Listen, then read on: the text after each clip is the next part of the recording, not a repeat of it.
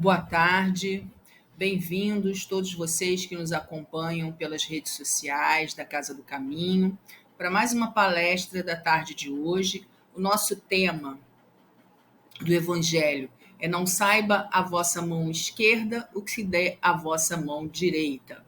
Nós vamos estudar os itens 5 e 6, o óbolo da viúva. Mas antes de tudo, meus irmãos, nós faremos a nossa prece para iniciarmos depois o estudo propriamente dito. Então, vamos elevar os nossos pensamentos e nossos sentimentos nessa prece, pedindo a Deus, a Jesus e aos bons espíritos que conduzam nossas palavras, sentimentos, pensamentos, para que eles possam ser direcionados, para que esse estudo atinja todos os corações aflitos e necessitados desses ensinamentos. Como todos somos endividados com a lei do Pai, todos nós precisamos daquilo que será trazido na tarde de hoje, e que elas sirvam de reflexões nos momentos em que nós necessitarmos destes ensinamentos. Que seja, pois, em nome de Jesus, em nome dos diretores espirituais da nossa casa, mas acima de tudo e sempre, em nome de Deus Pai, que nós damos por encerrado a prece e iniciados o estudo do Evangelho da tarde de hoje. Graças a Deus. Então vamos lá. Aqui, nós iniciamos o capítulo do óbolo da viúva justamente com o item 5. E nós separamos para vocês a passagem justamente que está lá. Estando Jesus sentado em frente ao gasofilácio, está lá no item 5. Observava de que maneira o povo ali ofertava dinheiro. E viu que muitos ricos o ofertavam com abundância. Viu também uma pobre viúva que ali deixou somente 2 pequenas moedas que valiam 1/4 de ase. É importante a gente gravar essas colocações que são ditas aqui, que depois a próxima imagem que vocês vão ver vai fazer um adendo sobre isso. Jesus, então, chamando seus discípulos, falou: em verdade vos digo que essa pobre viúva deu mais que todos aqueles que colocaram a sua oferta no gasofilácio, porque todos os outros deram do que tinham em abundância. Ela, porém, ofertou do que lhe era necessário, deu mesmo tudo o que tinha, tudo o que lhe restara para viver. Então, aqui ela está tirando do sustento dela para doar. E Jesus, ele é chamado para a cena, ele observa a cena e vai, a partir dessa cena, explicar para os seus discípulos, mas não só para os seus discípulos, mas para a humanidade toda, uma lição valiosíssima para todos nós. E vamos entender aqui o que significou esse óbolo e esse gasofilácio. E olha o que Jesus traz aqui para a gente. Olha que interessante. Quando ele fala no tipo de moeda, nós colocamos aqui na imagem para vocês algumas moedas da época. E tinham diversos valores. E o valor da nossa viúva, Jesus diz aqui, era o de menor, era 1/4 de um asse. Nem sei se é assim que fala, viu, gente? Mas me desculpem se a pronúncia estiver errada. Mas o que Jesus queria trazer para a gente é que o valor dessa moeda era muito baixo. Ele era muito aquém daquelas pessoas que estavam nos outros depositando no gasofilácio aquele valor. E a moeda era tão leve, porque elas tinham, dependendo do seu valor, elas eram mais pesadas ou menos pesadas. Então, quando elas caíam nesses gasofilácios, que aqui no lado tem algumas imagens desses gasofilácios, elas iam fazer um barulho. Então, Jesus, ele não escuta o barulho da moeda caindo no gasofilácio. Teoricamente, não é? Porque os ouvidos de Jesus eram mais apurados que o nosso. Mas ele vai e chama a atenção, dizendo, se ninguém tinha ouvido o barulho, ele, com a sua sensibilidade, tinha percebido que ali uma singela moeda havia caído no gasofilácio. Olha que interessante ele mostrar para a gente, e aí a gente vai falar sobre o sacrifício dessa mulher, não é? Porque aí ele traz não só que ela estava tirando o que era necessário para ela estava tirando daquilo que ela comia, do que ela poderia gastar para o seu sustento próprio, e o seu sustento próprio, aquela moeda para o seu sustento próprio, era muito pequeno diante de todos aqueles outros homens que estavam na sua soberba, no seu orgulho, não é? Depositando e fazendo barulho para que as suas moedas fizessem muito barulho no gasofilácio, mostrando que eles queriam que as pessoas observassem o valor das suas doações. E é isso que Jesus quer chamar a atenção para a gente na parábola do óbolo e da viúva. Então, nós paramos e pensamos assim, interpretando essa parábola, né? Eu lanço aqui uma pergunta para vocês, apesar de vocês não vão poder me responder, não é? Porque nós estamos em vídeo aqui gravando. Mas por que então, né? Eu até adiantei bastante, mas por que então a esmola dada pela viúva, apesar de ter sido apenas 2 moedas, e aquelas 2 moedas, como eu falei para vocês, serem muito baixas em valor, muito singelas, foi considerada para Jesus como maior do que a esmola dada pelas pessoas que tinham muito dinheiro?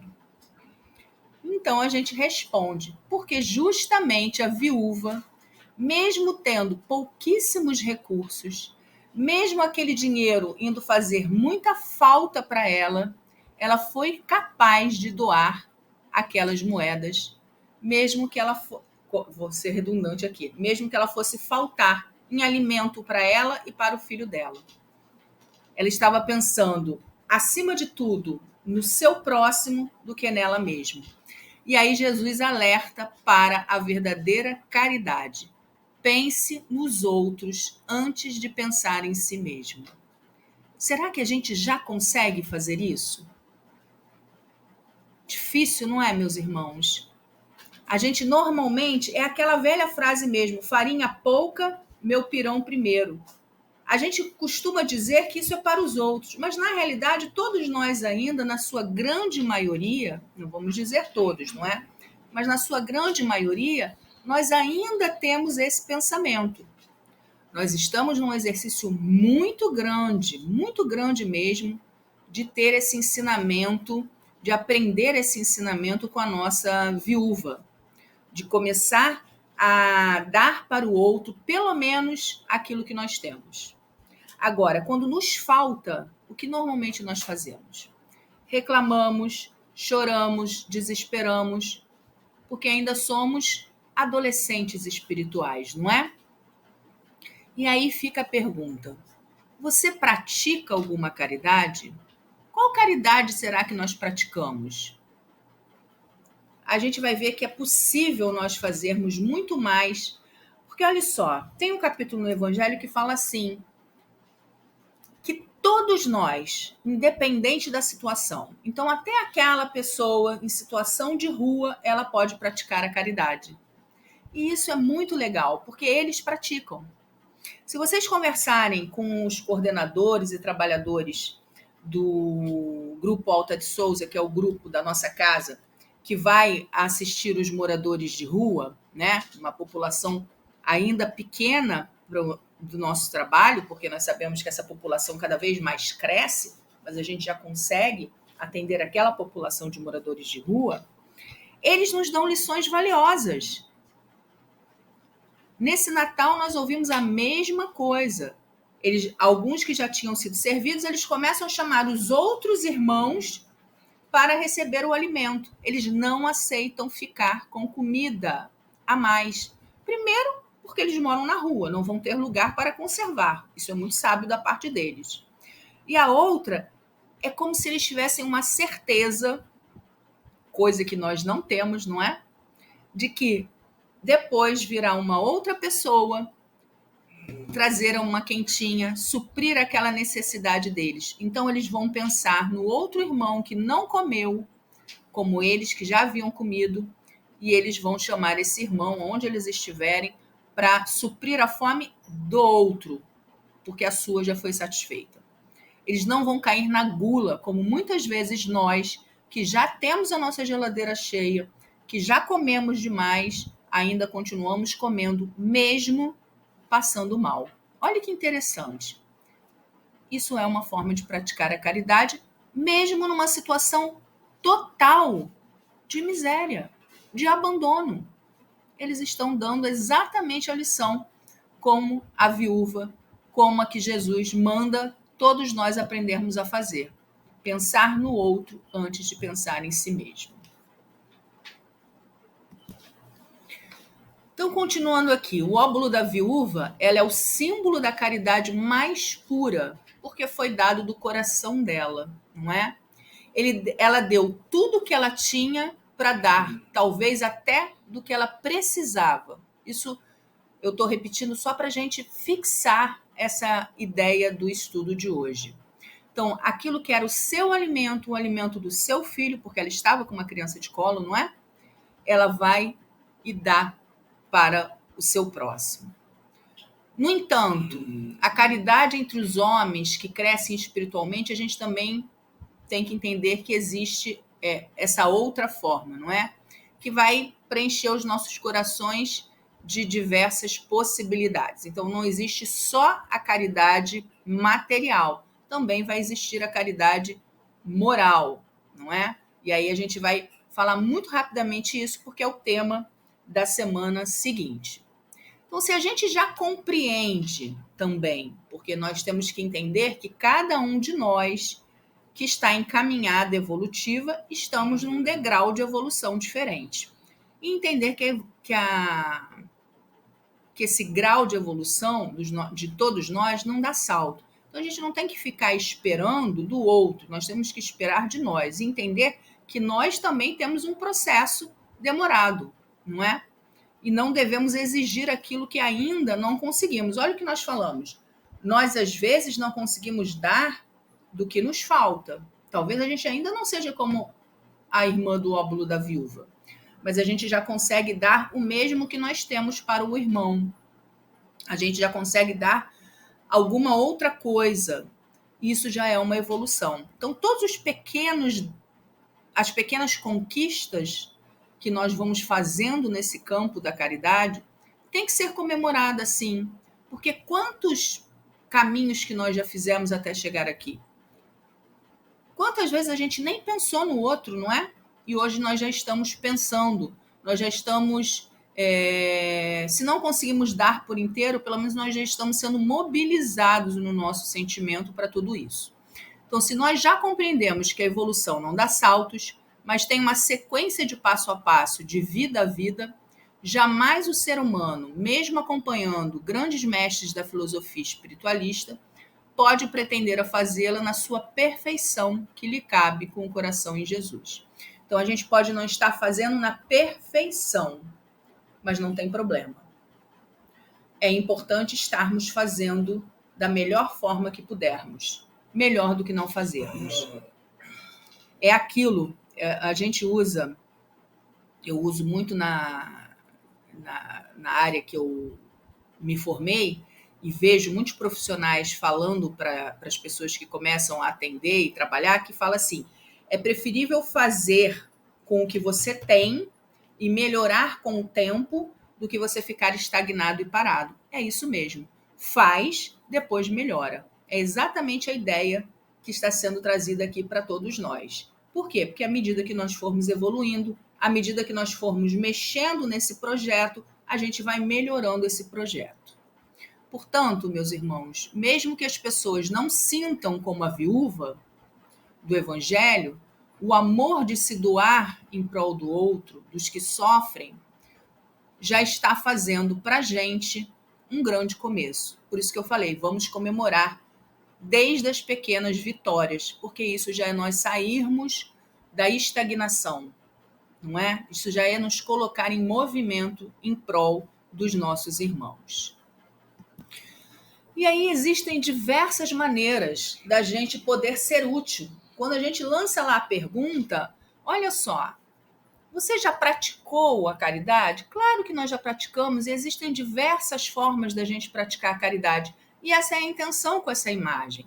Nós podemos, eu não tenho dinheiro, não tem problema, mas você não tem uma boa vontade de comprar um nariz de palhaço ou só se maquiar, ir num orfanato, num hospital, fazer visita aos asilos ou ir visitar um parente seu, ir conversar com uma pessoa que você sabe que está em casa, que não vê pessoas há muito tempo e que você sabe que está lá sozinha.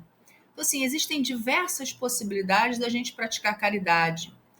Você é professor, ganha o seu dinheiro suado ali na sua profissão, mas você não pode doar também o seu conhecimento como voluntário numa ONG, numa comunidade, em que às vezes as crianças, os adolescentes não vão ter a mesma oportunidade que aqueles que têm condição de pagar as escolas? Claro que sim, não é? Doar sangue, a não ser que você seja baixo peso e tenha alguma doença sexualmente transmissível ou outra doença que você não possa doar, a maioria de nós tem sangue correndo na veia, podemos doar sangue.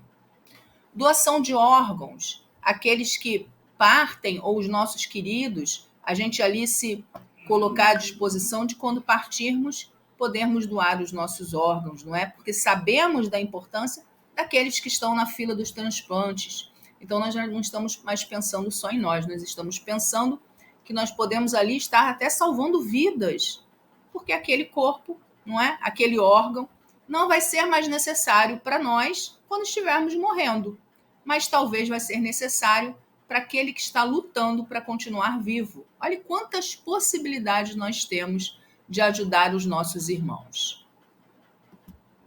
Então, só para a gente entender rapidamente, sem nós nos alongarmos muito nesse tema, não é? Porque, como eu falei, ele será o item da instrução dos espíritos. A gente tem que entender que há uma diferença, né? Que é possível e perceptível da gente perceber, da caridade material e da caridade moral. Então, eu posso praticar a caridade moral se eu não tenho condição nenhuma financeira de ajudar, mas a gente viu que até mesmo uma pessoa em situação de rua pode doar. Se ela receber 2 quentinhas, ela pode doar a quentinha dela. É material. Mas existe, então, a que cada um pode praticar, a que não custa nada, fazer um atendimento fraterno. Mas eu não faço atendimento fraterno em centro espírita. Realmente, não faço. Mas eu posso escutar as dores, por exemplo, daqueles que moram comigo, dos meus amigos. Eu posso dar uma palavra de consolo. Eu posso dar um abraço. Não é? Abraço é de graça. Às vezes a pessoa não precisa ouvir absolutamente nada. Ela só está precisando que você olhe para ela e fale assim: poxa, eu estou achando que você não está bem. Posso te dar um abraço? Isso talvez faça uma diferença tamanha na vida daquela pessoa. Na hora que você falar isso, aquela pessoa consiga chorar, coisa que ela está ali segurando as emoções por tanto tempo. Isso vai ser muito importante. Outra questão em relação à caridade moral, a gente se suportar uns aos outros, não é? Às vezes é tão difícil, somos pessoas tão diferentes. Então, nessa sociedade em que nós fomos criados como seres sociais, nós temos que aprender a conviver um com o outro. Isso é caridade moral. Nós temos que aprender a conviver com os diferentes, saber se calar. Quantas vezes a gente precisa se calar e ouvir o outro? Gente, isso é tudo tão difícil, né? Eu estou falando aqui, parece que eu sou uma grande expert nisso. Não. Todos esses itens que estão aqui, eu não faço na sua íntegra. Eu faço exatamente como foi colocado ali. Eu estou tentando dar o meu melhor. Porque se eu fizesse na íntegra, eu já estaria lá andando de mão dada com Jesus. Mas tem dias que eu estou muito bem e eu faço tudo direitinho. Tem dias que eu não consigo. Ou tem pessoas que eu consigo fazer muito bem. Tem pessoas que eu não consigo dar o meu melhor. Mas nós temos que estar sempre no esforço. E Jesus conhece as nossas intenções. E foi como Jesus olhou a viúva. Ele conhecia a intenção da viúva, independente do valor que ela estava dando. A intenção da viúva, o coração da viúva era um coração amoroso e bondoso. A intenção daqueles homens, com as suas bolsas cheias de dinheiro, era se mostrar para todos aqueles de um valor que eles tinham em excesso, em sobra. Muitos, como ele diz no item 6, dinheiro que muitas vezes nem eram deles, dinheiros que eram herdados e que eles nem fizeram por merecer aquele dinheiro. E isso daria pano para outra palestra, não é? Se nós adentrássemos aqui nas heranças que muitas vezes os filhos brigam, se matam para ter, e que a gente vê que o que é nosso é aquilo que vem do fruto do nosso trabalho, da nossa inteligência, do nosso esforço. E isso todas as criaturas de Deus podem dar. E é isso que Jesus também quis mostrar com o óbolo da viúva. Então, dizer que ninguém tem nada para dar seu é uma inverdade. Por quê? Nós temos a força do trabalho. Nós temos a inteligência, que é um atributo do espírito dado por Deus. E nós temos, então, força, trabalho, esqueci o outro que eu acabei de falar, mas depois eu lembro. Nós temos sempre algo para dar, que é nosso para o outro. O nosso sentimento, não é? Então, nós temos muito para dar. Outra coisa que ele diz aqui, não destacar o erro dos outros. Olha só, não destacar o erro dos outros. Porque a gente às vezes faz demais, não é? A gente está vendo que o outro está errando, fica quieto. Não precisa divulgar. Os Espíritos de Deus, Jesus, falam para a gente, não aponte para o erro do outro. Eu adoro o ditado, apesar de não gravar todos, mas alguns são... A gente grava porque são mais... não é comuns, não. Esses são os que a gente fica mais gravada, né? Se nós temos telhado de vidro, por que a gente vai tacar pedra no vidro do outro, no telhado do outro? Então, se eu tenho defeitos, se eu cometo erros, por que eu vou apontar o erro do outro? Olho para o meu, não é? Vou olhar primeiro para a minha pessoa, porque a minha pessoa tem muitas coisas a consertar. Eu não devo ficar olhando e me preocupando com o outro. O grande problema é que dá muito trabalho olhar para a gente. É mais fácil olhar e apontar o outro. Mas lembremos, tudo aquilo que chama muita atenção no outro está em nós. Porque o outro, ele serve de espelho para nós também, não é? E não se colocar acima de ninguém. Nós não devemos nos colocar acima de ninguém.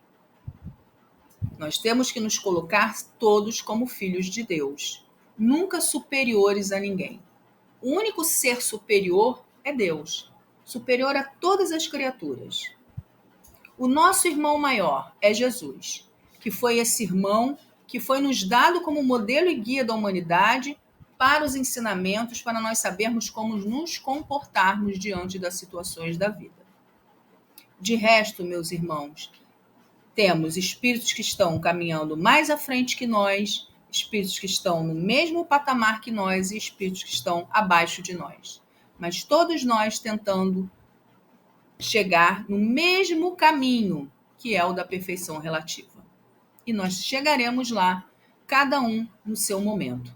Então, vamos nos ajudar, vamos ser solidários, em vez de ficar aí apontando.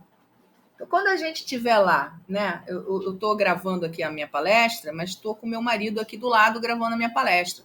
Vai ouvir tudo isso. Tenho certeza que ele vai falar assim, que bom que ela está falando isso, porque na próxima vez que a gente tiver, eu vou falar para ela, olha lá na palestra que você falou. Por quê, gente? As criaturas que moram sob o mesmo teto que a gente são as criaturas que foram exatamente colocadas na nossa vida, né? Planejadas para vir com a gente. Por quê? Porque são as criaturas que a gente tem que ali... São as que a gente ama, claro, alguns afins, outros não, mas que a gente precisa o quê? Burilar esse relacionamento, não é? E a gente normalmente, às vezes, tem muita paciência para os de fora, mas para os de dentro a gente perde, às vezes, a linha. Então, nós temos que lembrar que nós também temos que ter essa mesma caridade para os que estão junto a nós. E nós não devemos apontar erros, apontar defeitos, não é? Assim como nós não devemos fazer com os irmãos também de caminhada. Vamos lá, se encaminhando para o final da nossa palestra. E olha só, e aí a gente pensa aqui, ó, fazer tudo com amor, tudo com perfeição, que a tua vida passará a mudar sempre para melhor. Então, quando a gente decide, o Dr. Herman vem falando muito isso, que nós devemos buscar sempre a modificação em nós. Os espíritos falam isso o tempo inteiro também. Porque eu não mudo ninguém, nós não mudamos ninguém. À medida que nós nos enxergamos, à medida que nós nos modificamos, tudo vai ficando melhor. Então, se eu paro de reclamar, o meu ambiente fica melhor. Vou dar um exemplo bem material. Eu me aborrecia demais com a pia cheia de louça. Mas eu me aborrecia demais. Eu reclamava o tempo inteiro sobre a pia de louça. De vez em quando eu ainda reclamo, mas muito menos em relação ao que eu reclamava sempre. Eu reclamava o tempo inteiro, ficava de mau humor, brigava, chateada. Porque ninguém lavou a louça, porque ninguém lavou a louça. E ficava naquela coisa, o clima da casa ficava péssimo. E a louça ficava do mesmo jeito. Mas a vibração da casa ficava muito ruim. Com a vida a gente vai aprendendo, claro, doutrina espírita, terapia, várias coisas que vão nos ajudando, não é? Que tem uma coisa, ou você deixa a louça lá até não ter mais louça limpa, alguém vai ter que lavar. Você não precisa ficar mostrando para o outro que a louça está suja. A louça é de todos. Então, assim como você vai precisar de um copo, todo mundo vai precisar de um copo. Mas olha que interessante também como nós nos colocamos imprescindíveis até nesse momento. A gente não aguenta, a gente não suporta, aí a gente vai para a pia cheia de louça e começa a reclamar de todo mundo. E cria-se um inferno dentro do lar. Então, a gente tem que aprender a lição. A gente não vai fazer o outro mudar. Nós é que temos que mudar a visão sobre aquilo. Então, ou você deixa a louça até a última louça, e quando a pessoa sentir a necessidade, ela vai fazer. Não é isso que os psicólogos falam pra gente?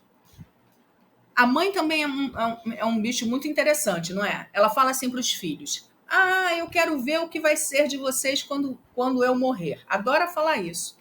Mas isso é uma relação bastante interessante. Por quê? Porque a mãe morre, é a história da vaca bolinha. Os filhos vão ter que viver. Mas por que nós não podemos fazer isso antes da mãe morrer? Antes do pai morrer? Eles vão sobreviver à medida que nós também damos espaço para eles. Exatamente como a história da louça. Se você pontua uma vez e deixa para o outro fazer, se não fizer, não vai comer, por exemplo, se for a questão da comida.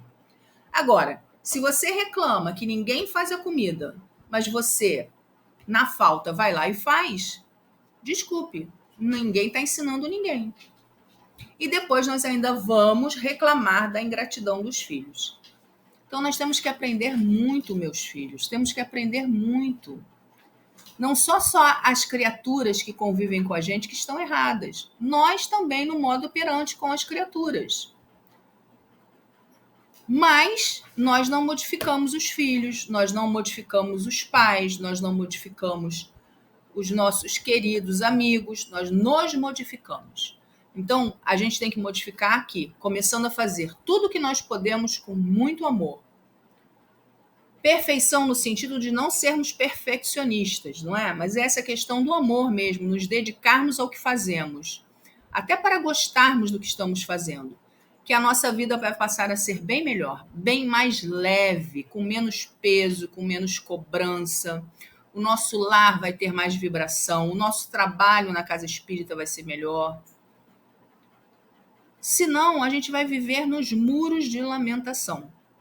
E aí, a gente entra também na questão da caridade, não é? A gente não vai estar dando lá uma moedinha no gasofilaço, apesar da gente saber que a caridade material é muito importante para manter uma casa espírita, para manter a pessoa alimentada, mas se nós não podemos fazer, algo nós temos a fazer. Nós temos, por exemplo, condição de trabalhar por aquela casa, nós temos condição de dar uma aula, nós temos condição de dar um passe, nós temos condição de encher uma garrafa de água, nós temos condição de fazer um café da manhã. São 1000 as possibilidades que Deus nos dá para trabalharmos com amor na seara do Mestre. Então, vamos encerrar aqui. Sabemos que o assunto é muito extenso, nós não temos a intenção de esgotar esse assunto aqui, mas que vocês leiam o Evangelho e façam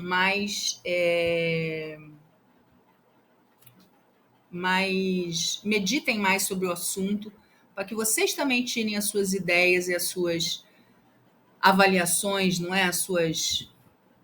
Seus pontos sobre a lição de hoje, suas questões sobre a lição de hoje.